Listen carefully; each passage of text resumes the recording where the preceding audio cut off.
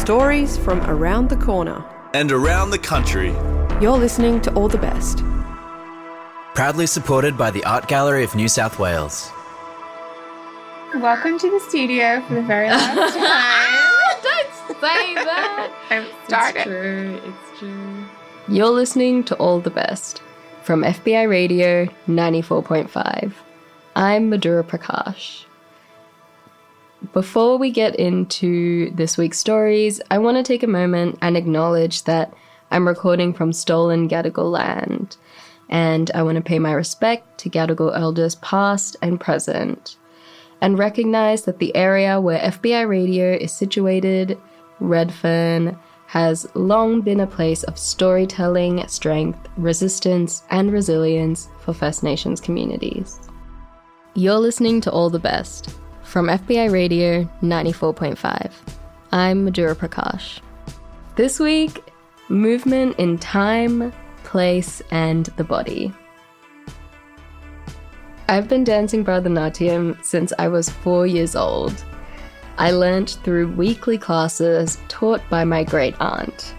As a kid, there were times when my parents struggled to get me to class.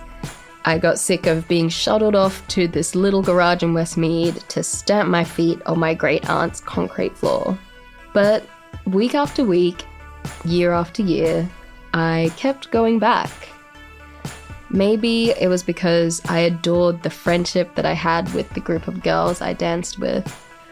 Or maybe it was because dance was my strongest connection to my culture. Eventually, I had to move on from dancing at my great aunt's school.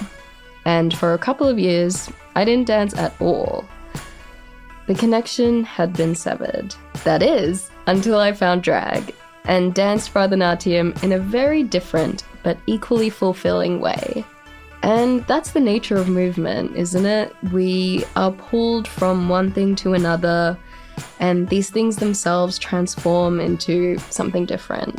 And in that vein, I am once again moving on from something I love dearly to somewhere else my passions lie.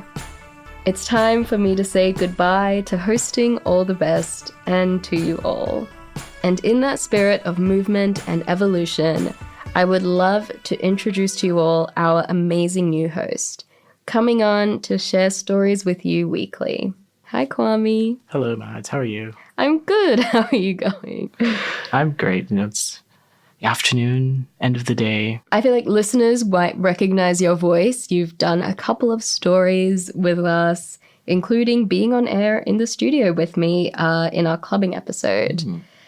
So how did you come to be involved with audio storytelling and with All the Best? During the pandemic times, I did a workshop with Audiocraft, and they recommended that I pitch to All the Best, but at the time I was not confident. I was listening to the stories and I was like, wow, these people are amazing.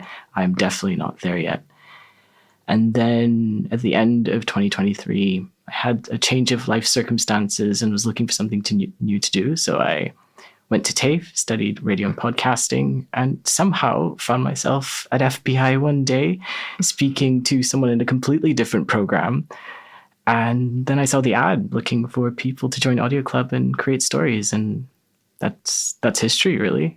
Yeah, and here you are. Yeah. I think I'm very excited for you to be hosting the show. I think you really have that passion for the form of audio storytelling and a really good ear for stories. And I think it's going to be really good. I am blushing in case anyone can. Today we have two stories that follow this theme of movement, and you'll be hearing both Kwame and I throughout the episode. First up, Catarina takes us into the world of Latin dance. You're so sweet for coming and doing this. Oh, no, thank you. That's Cheryl jumping in the car with me. It's a Thursday night and we're on our way to a jazz dance class at the Sydney Dance Company. Tonight, it's a short 15-minute drive from Cheryl's apartment. But more than 20 years ago, when Cheryl was a single mum in her early 30s, she'd drive for over an hour each way to attend class on a Saturday morning. It was always worth it. Just for an hour, I would just lose myself It would just take me away and I was free. I can't even explain it, but I think that was like, some people turn to maybe drugs, alcohol, to deal with sadness or hurt. That's why I say dance was my salvation, because if it wasn't that, I had nothing else. Growing up in a family of dancers, it's hardly surprising that dance is Cheryl's happy place. Cheryl's parents were school teachers during the day and dance teachers by night. Ballroom and Latin American dancing, that is. She shares one of her earliest memories when she was a little girl growing up in 1960s Colombo, Sri Lanka. What do you call that? Role play and all of that sort of stuff kids like to do. So I had a few friends in the neighborhood. They'd come over to play. My friends they were the students, and I'd take my mom's dance shoes. She had the ballroom dance shoes. I would put on the shoes and I'd have a little book, exercise book with a pen. I'd take their name, pretend I'm taking their money, pretend I'm drawing a square on the floor, because that's how my mum used to teach. She'd actually draw with chalk, with a waltz or whatever it is. She'd draw the pattern on the floor. Cheryl and her 3 siblings were never formally students at her parents' dance studios, but they knew how to dance. They just absorbed it all by watching. We used to spend so much time around dance. So after school sometimes, if Mum had some evening classes she had to teach, and Dad definitely had classes in the evenings, we'd go there and wait there till they'd finish. So we'd do our homework there, the music in the background playing. And then when we'd finish, because you weren't there, we were in primary school, so there wasn't a lot of homework to do. So just stand there in the doorway or sit quietly in a corner, just watching them.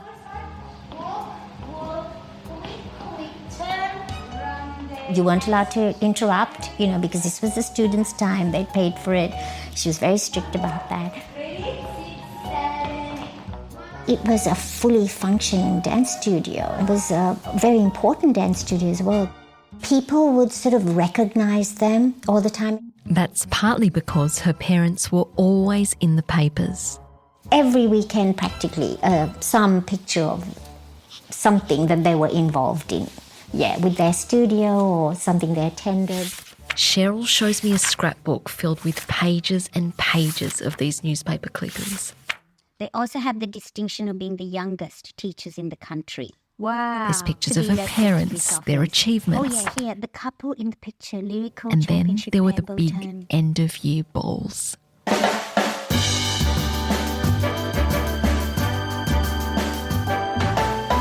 So the whole thing was the lead-up. It was so exciting, Because my mom, the prep before she left, she'd go to the hairdressers and come back with great big rollers in her hand, this big scarf over her head, And she'd have this hairstyle and, I thought she was just the most beautiful woman I've ever seen. And my dad with his bow tie and all the glitz and glamour, the feathers, the this, the that, all the prep leading up to it. The mornings after were just as memorable. And then you wake up, it's like Christmas, right? You wake up in the morning and the aroma of flowers, because there'd be bouquets, because she would have been given bouquets at the end. And there were chocolates and gifts too, just in the lounge room. And I remember seeing Mum, she'd get up and then she'd put cucumber slices on her eyes. So I could just see my mum just lying there. And she'd be talking to us and her eyes closed with these round cucumber slices. Yeah, it was very exciting and glamorous. When we were kids, we still just went about our little kid business, That's what's so nice about being a kid. You just think that that's everyone's life. Do you know what I mean? Because that's your life. It's only when you're an adult and things happen, that's when you realize that this is whether good or bad, that is just something that happens to you or very few people. For Cheryl, that realisation set in around the age of 12 when her family moved to Australia for better opportunities. But Cheryl's parents separated soon after they arrived. Cheryl, her mum and her siblings moved to a housing commission in Campbelltown in Sydney's southwest. And suddenly, life looked very different. Oh my gosh, in every way. Coming from Sri Lanka and having a privileged life, we had everyone in our social circle had live-in maids. We loved them, like they were part of the family. We had a cook, a maid, a housekeeper, gardener. So we went from that to then coming to Australia. It was like paddocks back then, back in the late 70s. One time we saw, coming home one evening, there was a cow just laying across the driveway. So in every aspect, it was a huge shock. Seeing her mum struggle through this period left a mark on Cheryl. It was one of the reasons why, when her own marriage broke down when her son was 6 months old, she didn't reach out for help. Seeing her own mother raise 4 kids in a foreign country, she felt she had to suck it up and put on a brave face. Her only release became those Saturday mornings at the Sydney Dance Company. Just for an hour, I would just lose myself.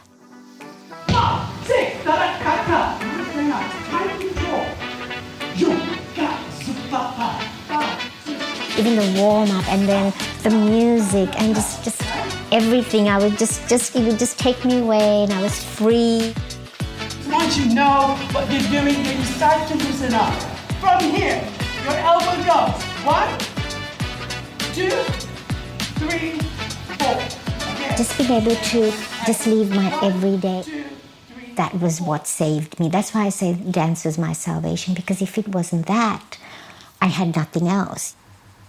I loved my son, but I had nothing. Like, I had no friendships. I didn't have girlfriends I could go and have coffee with, catch up. There was just housework, cleaning, cooking, baby, minding, housework, cleaning, cooking, baby, minding, housework, cleaning, cooking, baby, minding.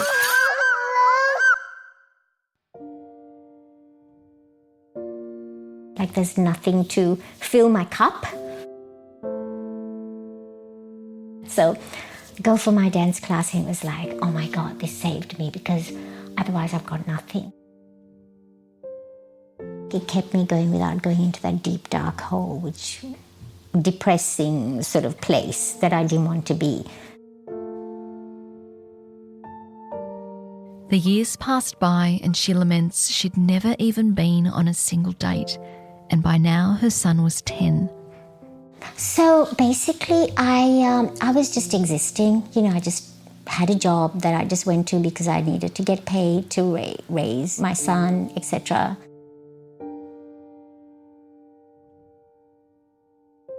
Meanwhile, her sister had moved to London with her husband, their 2 kids and another on the way.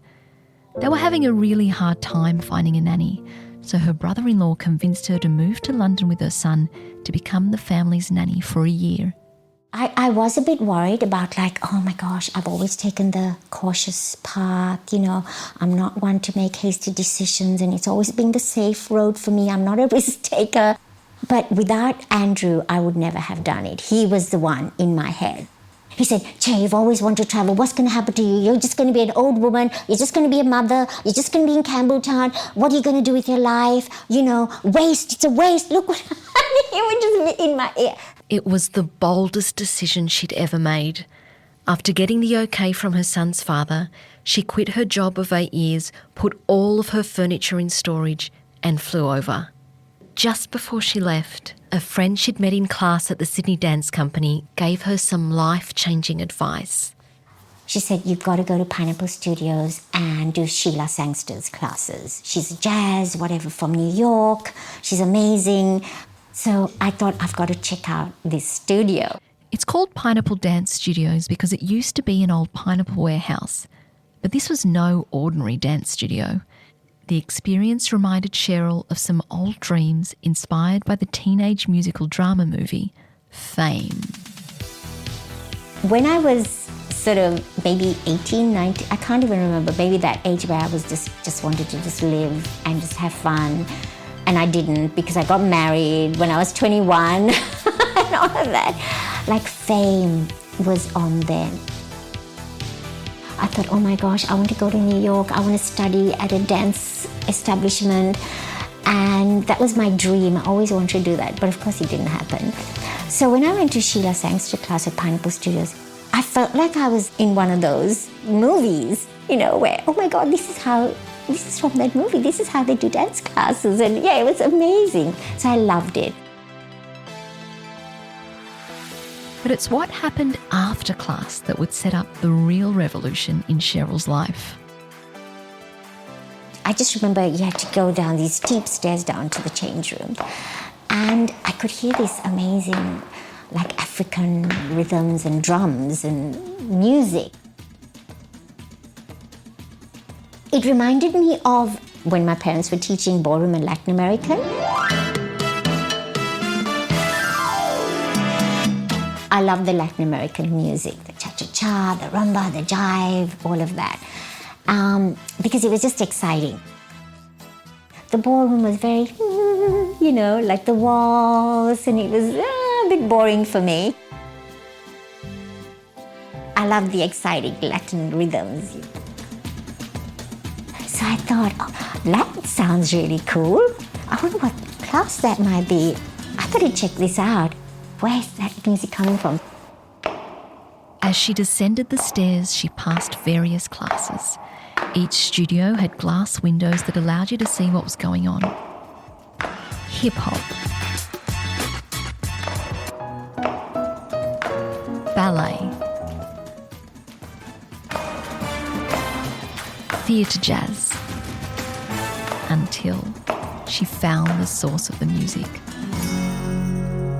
That looks like it's a Latin class of some sort. It was partner work. And I thought, oh wow, that looks fun. I could have tried that. A week later, Cheryl was back at Pineapple Dance Studios taking her first salsa class. I was just in such a happy place. It's hard to describe. I was like on floating. I was on a high. I think I was smiling. I was sitting in the tube, going home.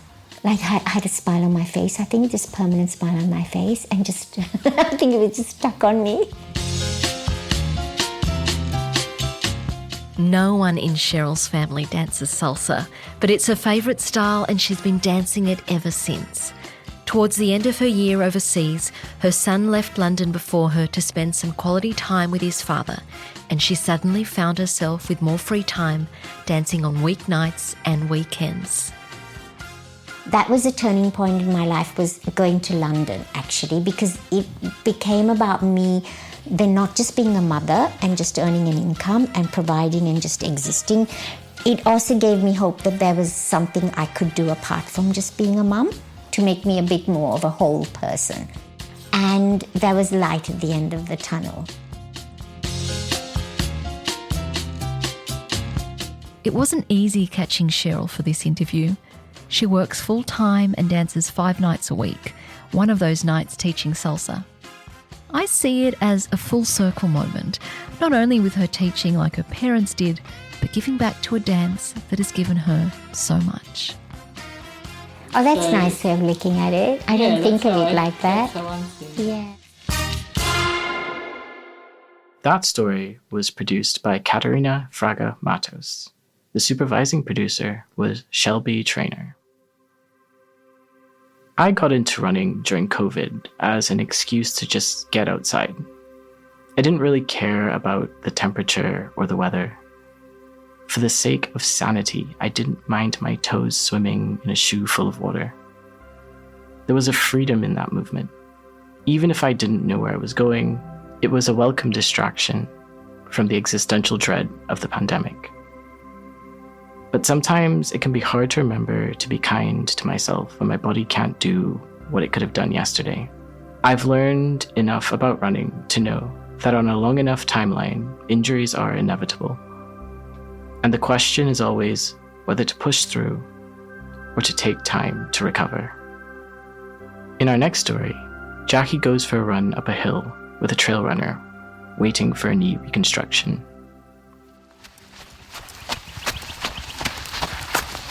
Doug Smart wants to show me something. We're running on a trail in Cleveland in the Adelaide Hills. if you look up ahead... Is that it? That's the first part of it. That goes straight up. Something like that. It doesn't actually look like a path, it just looks like the side of the mountain. This is Doug's Hill. Some runners would call it a big F-off hill. It's steep, it's full of rocks. It's physically impossible to run up all of it. Doug sees it differently. It's like a 3-act play. You get up the first one, you think, oh, that wasn't so bad. Then you turn a corner and you say, oh, okay, here we go again. Then you turn another corner and say, oh God, not again. And then you get to the top. But the thing is that once you're at the top, you've still got a bit of climbing to do. Right, let's go. This hill was named after Doug around 10 years ago. He made it part of the course for the first South Australian Trail Running Championships. If you can make it through the first 18 kilometres of undulation, which is runners speak for lots of hills, you get to finish by scaling this piece of work. Thanks, Doug. We won't be running this. Everyone in the running community knows Doug as a trainer, race director, committee member, board member, and as a runner. I did a lot of ultra marathons of one sort or another, and between marathons and ultra marathons I'm now up to 77. I'm not out there for a podium finish, though at my age now I virtually always win my age group because I'm the only one in it. At 76, Doug still runs every day, even though maybe he shouldn't. I think things started to go a little bit awry when I had a fall when I was running at night in the rain in a single track in a hillside, when I stood on a wet tree root and skidded and twisted my knee and tore the lateral meniscus, and so that was removed. I made things worse for myself by falling off my bike. Skidded on wet bird poo, believe it or not, and broke the ball off my left femur. That was 2 years ago. The accident had made the left knee worse and put stress on Doug's hip as well. So eventually it just got to a stage where the surgeon sort of suggested, yeah, it's time to look at getting a knee replacement. About 3 or 4 months ago, I had a really bad stretch of pain and I was finding it very difficult to run consistently. So I thought, oh, well, let's get it done. The operation is next week. Doug has shown me his knees. One is definitely bigger than the other, and that's because of extra bone tissue growing in places where the bone is already damaged. I kind of can't believe you're doing this with your knees. I know people say that. So, but you're going to have your knee replaced. And I said, yeah, that's why I can wear it out now. What do you hope will change after the surgery? Well, I hope to be able to run a bit. I say the new knee will last about 15 years, but no running was part of that 15 years. But I know other people who've had knee replacements and who are running. If I can't run anymore, I'll still be out walking. So can you finish this sentence? A day without running is... a day when I wish I could run. We'll worry about not running next week, after the knee replacement.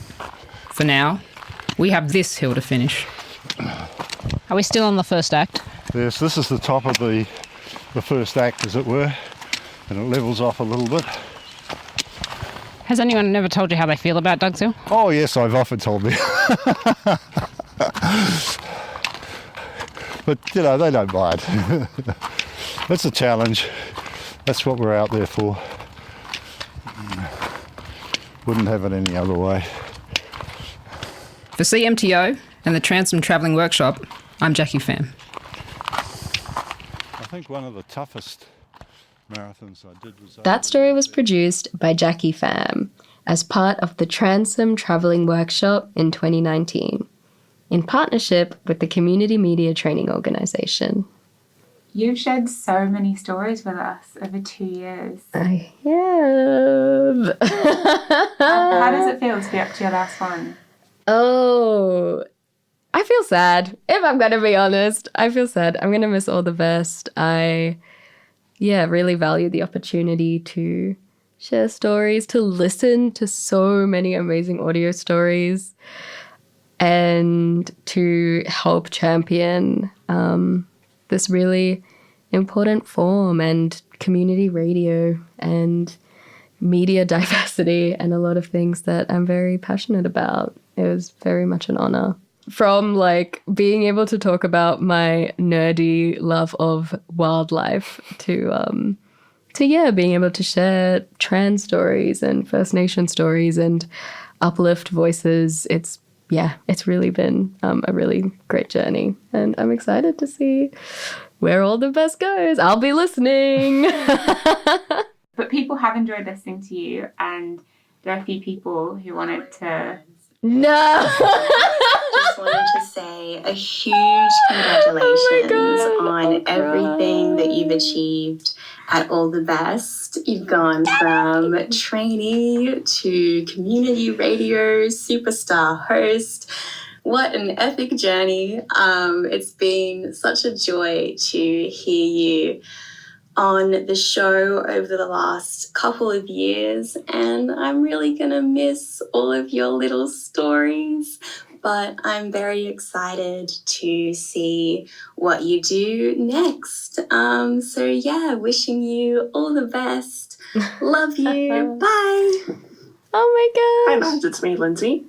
I know our time together was short since I really started around November, but I like to say that you have, in many ways, been a part of my everyday Sunday morning when I woke up for breakfast.